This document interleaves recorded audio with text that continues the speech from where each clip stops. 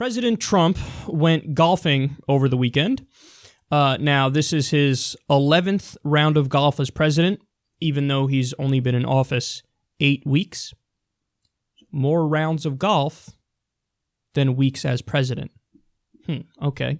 Now, look, normally I really, really don't give a shit about stuff like this, and I'm not just saying that. I really don't give a shit about stuff like this. But the reason why we're talking about it is because it just exposes Trump as the world's biggest hypocrite. Like, I don't think self-analysis is something he's capable of. To him, I don't think hypocrisy is a thing. It doesn't register that, oh, I can't do the shit that I go after other people for doing. Like, if I rip somebody else over doing X, maybe I should avoid doing X. I don't think he's bright enough to grasp that very simple concept. So here's what Trump said about Obama golfing when he was president. Can you believe that with all the problems and difficulties facing the U.S., President Obama spent the day playing golf worse than Carter? President Obama played golf yesterday? While our wonderful president was out playing golf all day, the TSA is falling apart, just like our government. Airport's a total disaster. President Obama has a major meeting on the New York City Ebola outbreak with people flying in from all over the country, but he decided to play golf. The next one is a quote tweet. What kind of president doesn't get playing golf after a cruel beheading isn't the thing to do? Detached from reality he is. Can you believe we still have not gotten our Marine out of Mexico? He sits in prison while our president plays golf and makes bad decisions. And then finally, America needs a POTUS who builds golf courses, not hangs out on them. Please become our next POTUS. That was a quote tweet at Trump. Guys, it's hard for me to wrap my mind around the fact that people like this exist.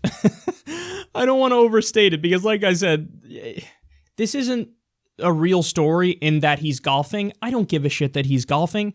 When you're president of the United States, you got to blow off some steam. I mean, you're in a really intense pressure cooker most of the week. So I get it. You want to take some time off? Go ahead, take some time off. I do find it strange that he manages to work fewer hours than I do, and I'm a fucking YouTuber, but that's neither here nor there. You want to take some time off? Take some time off.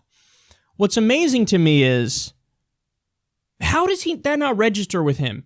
That you have to, the thought never crossed your mind, Don, of I ripped Obama fucking endlessly for golfing. Endlessly for golfing as president. And now that I'm president, I golfed 11 times in 8 weeks. That doesn't cross your mind?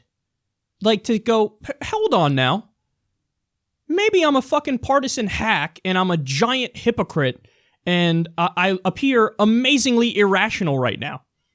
But it doesn't cross his mind because, again, I don't think he cares. The mind of typically a far-right Republican, the way it works is, if I do it, it's okay. Only when you do it is it bad. That's it. There's the same thing with fucking... And this is the real angle of this story. Golf is whatever. But it's the Goldman Sachs thing.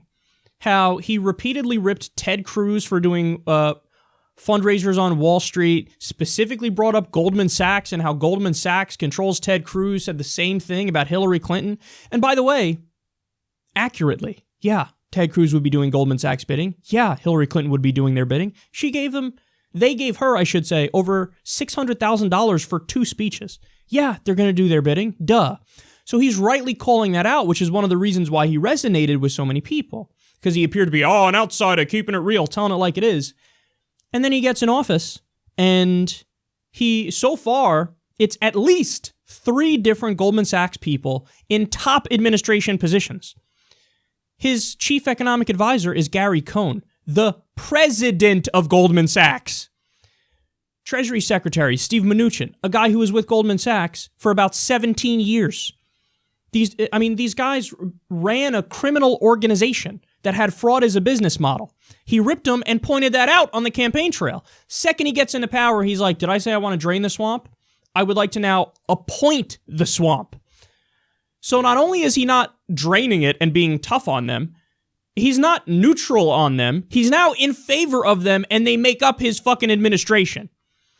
So it's just a level of hypocrisy that's so obscene that I don't know if we've ever seen it before. And it's just really sad that there are people who can just on a dime turn everything around. I don't know how guys like this sleep at night. I really don't. There's no principles, there's no morals, there's no ethics, there's no core. It's just he's ethically and morally adrift. And the crazy thing is, when you call that out and when you bring it up, he and his supporters, I mean, he'll lash out at you like there's no tomorrow. There's hell to fucking pay if you go after Daddy Trump. But, the facts speak for themselves, and this is so obvious that he's just a fucking charlatan that if you don't see it at this point, it's got to be purposeful.